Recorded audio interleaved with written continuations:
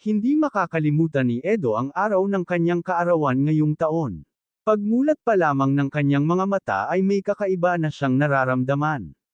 Tahimik ang bahay, ngunit parang may sorpresa na naghihintay.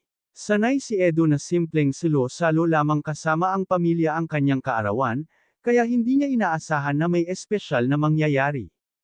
Paglabas niya ng kanyang kwarto, bumungad sa kanya ang kanyang pamilya na may mga ngiti sa labi at sabay-sabay siyang binati ng happy birthday. May maliit na handaan sa mesa, may pansit, spaghetti, at ang paborito niyang tsokolating cake. Tuwang-tuwa si Edo at nagpasalamat sa kanyang mga magulang. Akala niya ay iyon na ang pinaka-espesyal na bahagi ng araw. Maya-maya pa ay may kumatok sa pinto. Pagbukas niya, nandoon si Vianze, ang kanyang matalik na kaibigan. May hawak itong isang kahon na nakabalot sa makulay na papel at may nakadikit pang maliit na card. Ngumiti si Vianze at iniabot ang regalo habang nagsasabing, para sa'yo, Edo. Sana magustuhan mo. Nagulat si Edo dahil hindi niya inaasahang may matatanggap pa siyang regalo mula sa kaibigan. Hindi naman kasi mayaman si Vianze, at alam niyang pinaghihirapan nito ang bawat pisong hawak niya.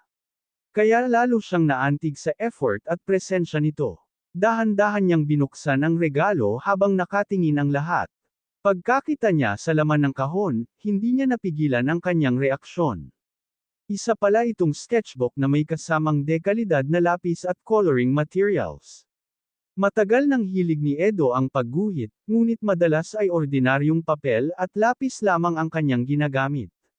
Minsan ay nabanggit niya kay Vianze na pangarap niyang magkaroon ng sariling sketchbook upang mas maasa pa ang kanyang talento.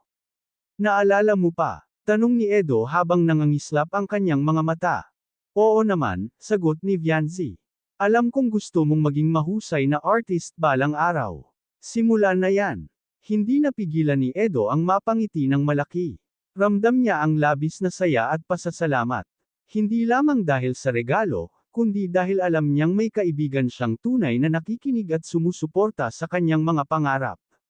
Para kay Edo, ang sketchbook na iyon ay hindi lang basta gamit, simbolo iyon ng pagkakaibigan at paniniwala sa kanyang kakayahan. Agad niyang sinubukang mag-drawing sa unang pahina. Iginuhit niya ang simpleng larawan nilang dalawa ni Vianze na magkasama at masayang nagtatawanan. Habang gumuguhit siya, dama niya ang inspirasyon at bagong sigla. Pakiramdam niya ay mas naging espesyal ang kanyang kaarawan dahil sa regalong iyon. Sa hapon, habang nagsasalo-salo sila at nagkukwentuhan, paulit-ulit na nagpapasalamat si Edo kay Vianze. Hindi man mamahalin ang regalo, napakahalaga naman nito sa kanyang puso. Doon niya mas lalong naunawaan na ang tunay na halaga ng regalo ay hindi nasusukat sa presyo, kundi sa pagmamahal at pag-alala na kaakibat nito. Pagsapit ng gabi, bago matulog, muli niyang tiningnan ang sketchbook. Hinupload niya ito at nangakong pag-iigihan pa niya ang kanyang pagguhit. Dahil sa simpleng regalo ni Vianze, mas lalo siyang naengganyong tuparin ang kanyang pangarap. Sa araw na iyon, hindi lamang nadagdagan ng isang taon ang buhay ni Edo, nadagdagan din ang kanyang inspirasyon at tiwala sa sarili. At sa kanyang puso, mananatiling isa iyon sa pinakamasayang kaarawan na kanyang naranasan, dahil sa regalong nagmula sa isang tunay at mapagmahal na kaibigan. Hanggang dito na lang ang update ko mga kalingap, maraming salamat at God bless sa inyong lahat.